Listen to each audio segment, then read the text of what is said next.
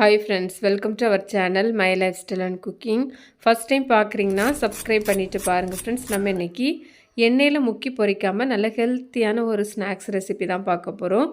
ரொம்ப சூப்பரான டேஸ்ட்டாக இருக்கும். பிரேக்ஃபாஸ்ட் டின்னராக கூட செஞ்சு சாப்பிடலாம். இதுக்கு முன்னாடி பர்கர், சமோசா, போண்டாவே தோற்று போகும். வாங்க இது எப்படி பண்ணலான்னு பார்க்கலாம். இது செய்கிறதுக்கு 250 ml கப்பில் அரை கப் அளவுக்கு அவல் எடுத்துருக்கிறேன். அவலை நல்லா கழுவிட்டு கொஞ்சமாக தண்ணி சேர்த்துக்கோங்க, அதிகமாக சேர்க்க வேண்டாம். இந்த மாதிரி மூழ்கிற அளவுக்கு தண்ணி சேர்த்து இப்போ இதை ஊற வச்சிடலாம். இப்போ இது இருக்கட்டும். அடுத்ததாக ஸ்டவ்வில் ஒரு பேன் எடுத்து வச்சுருக்கிறேன். இதில் ஒரு அரை டேபிள் ஸ்பூன் போல் எண்ணெய் சேர்த்துக்கலாம். எண்ணெய் நல்லா சூடாகி வந்ததுக்கப்புறமா இது கூடவே அரை டீஸ்பூன் அளவுக்கு கடுகு சேர்த்துருக்கிறேன். கடுகு நமக்கு நல்லா பொரிஞ்சு வரணும். நல்லா பொரிஞ்சு வந்ததுக்கப்புறமா இதில் மீடியம் சைஸில் ஒரு வெங்காயம் சேர்த்துருக்கிறேன். சேர்த்துட்டு வெங்காயத்தை நல்லா வதக்கி எடுக்கணும். வெங்காயம் எல்லாம் நல்லா கலர் சேஞ்ச் ஆகி வரது வரையும் வதக்க வேண்டாம். லைட்டாக டிரான்ஸ்பரண்ட் ஆகி வரது வரையும் வதக்கி எடுத்தாலே போதும். இது கூடவே கொஞ்சமாக கருவேப்பிலையும் சேர்த்து வதக்கி எடுத்துருக்கிறேன். இது போல் வெங்காயம்லாம் நல்லா வதங்கி வந்ததுக்கப்புறமா இது கூடவே ஒரு டேபிள் ஸ்பூன் போல் இஞ்சி பூண்டு பேஸ்ட்டு சேர்த்துருக்கிறேன். இஞ்சி பூண்டு பேஸ்ட்டோட பச்சை வாசனை போகிற மாதிரி வதக்கி எடுத்துக்கோங்க. அடுத்ததாக இது கூடவே நல்ல பழுத்த தக்காளி பழத்தில் ஒரு தக்காளி பழம் சேர்த்துருக்கிறேன். தக்காளி பழம் நல்லா மேஷ் ஆகி வரது வரையும் வதக்கி எடுக்கணும். இந்த மாதிரி வதங்கி வந்ததுக்கப்புறமா ஃப்ளேமை சிம்மில் வச்சுட்டு இது கூடவே அரை டீஸ்பூன் அளவுக்கு வத்தல் பொடி, அரை டீஸ்பூன் அளவுக்கு மல்லிப்பொடி, அரை டீஸ்பூன் அளவுக்கு சிக்கன் மசாலா சேர்த்துருக்கிறேன். கூடவே 1/4 டீஸ்பூன் அளவுக்கு மஞ்சள் பொடி சேர்த்துக்கலாம். நீங்கள் காரெல்லாம் உங்கள் தேவைக்கு தக்கன கூட்டி குறைச்சி கூட சேர்த்துக்கலாம். இதெல்லாம் சேர்த்துட்டு அந்த பொடிகளோட பச்சை வாசனை போகிற மாதிரி சிம்லேயே வச்சு நம்ம இதை வதக்கி எடுக்கணும். இது போல் நம்ம சேர்த்த பொடிகள்லாம் வதங்கி வந்ததுக்கப்புறமா இதில் உருளைக்கிழங்கு சேர்த்துக்கலாம்.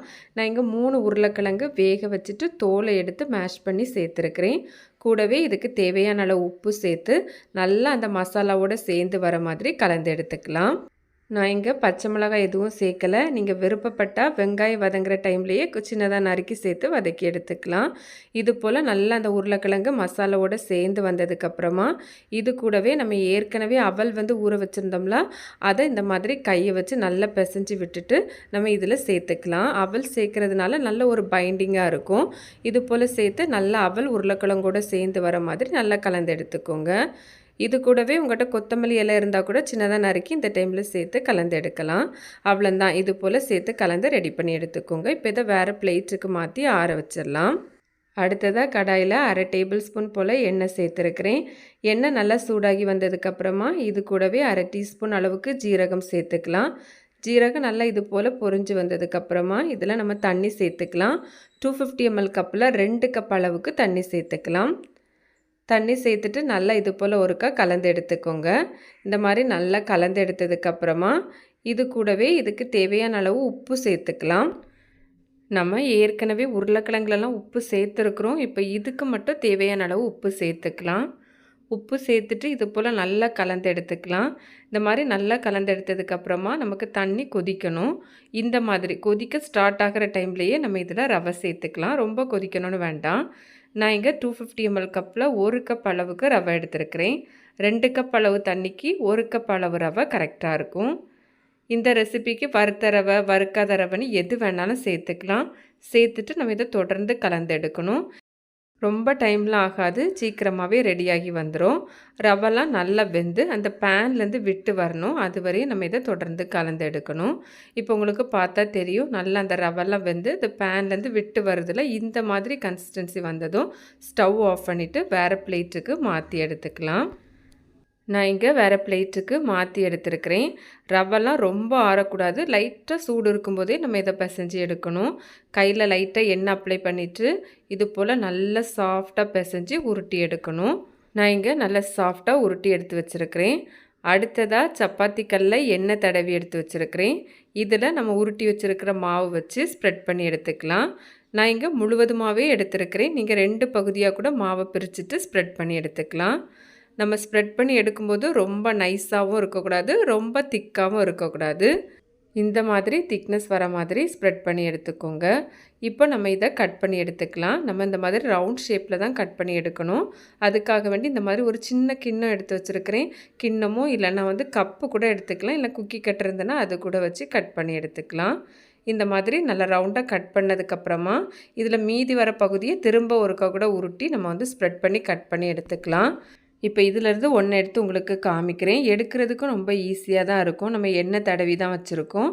இது போல் ஒரு திக்னஸ் வர மாதிரி ரெடி பண்ணி எடுத்துக்கோங்க. இது போலவே மீதி இருக்கிற எல்லாத்தையுமே நம்ம இந்த மாதிரி ஸ்ப்ரெட் பண்ணி கட் பண்ணி எடுத்துக்கலாம். நான் இங்கே எல்லாத்தையுமே ரெடி பண்ணி எடுத்து வச்சுருக்கிறேன். இப்போ இதிலேருந்து ஒன்று மட்டும் எடுத்து வச்சுருக்கிறேன். இதில் கத்தியோட பேக் சைடு வச்சு நம்ம கோடு போட்டு எடுத்துக்கலாம். ஒன்று இந்த மாதிரி 4 கோடு வர மாதிரி போட்டு எடுத்து வச்சுருக்கிறேன். இது போல் எடுக்கணும்னு கட்டாயம் எதுவும் இல்லை. இப்போ நம்ம இதில் கோடு போட்டிருக்கிற பகுதி கீழே வர மாதிரி மாற்றி எடுத்துக்கலாம். இப்போ இதில் நம்ம ஏற்கனவே ரெடி பண்ணி வச்சுருந்தோம்ல ஸ்டஃபிங்ஸ், அதுலேருந்து கொஞ்சம் எடுத்து உருட்டிட்டு இந்த மாதிரி கையை வச்சு லைட்டாக ப்ரெஸ் பண்ணி எடுத்துருக்கிறேன். இப்போ இதை இதில் சேர்த்துட்டு இந்த மாதிரி ஈவனாக ஸ்ப்ரெட் பண்ணி எடுத்துக்கலாம். இப்போ இதுக்கு மேலே நம்ம ஏற்கனவே கட் பண்ணி வச்சுருந்தோம்ல ரவை பீஸ், அதுலேருந்து ஒன்று வச்சிடலாம். அதுக்கு மேலே நான் ஏற்கனவே கோடு போட்டு தான் ரெடி பண்ணி எடுத்து வச்சுருக்கிறேன். இப்போ நம்ம இதை இந்த மாதிரி லைட்டாக ப்ரெஸ் பண்ணிவிட்டு இந்த மாதிரி ரோல் பண்ணி எடுத்துக்கலாம். இந்த மாதிரி பண்ணும்போது அந்த ஸ்டஃபிங்ஸ்லாம் ஈவனாக நமக்கு வந்து ஸ்ப்ரெட் ஆகி வரும். இது போல் ரெடி பண்ணி எடுத்துக்கோங்க. இது போலவே மீதி இருக்கிற எல்லாத்தையுமே நம்ம ரெடி பண்ணி எடுத்துக்கலாம். நான் இங்கே எல்லாத்தையுமே ரெடி பண்ணி எடுத்து வச்சுருக்கிறேன். நம்ம எடுத்துருக்கிற அளவுகளில் நமக்கு ஒரு 6 ஸ்நாக்ஸ் கிடைக்கும். இப்போ நம்ம இது எல்லாத்தையுமே ஃப்ரை பண்ணி எடுத்துக்கலாம். நம்ம இன்றைக்கி ஷாலோ ஃப்ரை பண்ணி தான் எடுக்க போகிறோம். அதுக்காக வேண்டி பேனில் கொஞ்சமாக எண்ணெய் எடுத்து வச்சுருக்கிறேன். எண்ணெய் நல்லா சூடானதுக்கப்புறமா இதில் நம்ம ரெடி பண்ணி வச்சுருக்கிறதெல்லாம் சேர்த்துக்கலாம். நம்ம பேனோட சைஸுக்கு தக்கன நம்ம இதில் ஸ்நாக்ஸ் சேர்த்து ஃப்ரை பண்ணி எடுத்துக்கலாம். நல்லா ஒரு பக்கம் வெந்ததும் மறுபக்கம் திருப்பி போடணும். நல்லா 2 பக்கமும் திருப்பி மாற்றி போட்டு ஃப்ரை பண்ணி எடுக்கணும். நம்ம இந்த ஸ்நாக்ஸை சிம்மில் வச்சு ஃப்ரை பண்ணக்கூடாது. மீடியம் டு ஹை ஃப்ளேமில் வச்சு தான் ஃப்ரை பண்ணணும். சிம்மில் வச்சு ஃப்ரை பண்ணும்போது ரொம்ப எண்ணெய் குடிக்கும். நல்லா 2 பக்கமும் நல்லா வெந்து வரணும். நல்லா கிறிஸ்பியாகி வரணும்.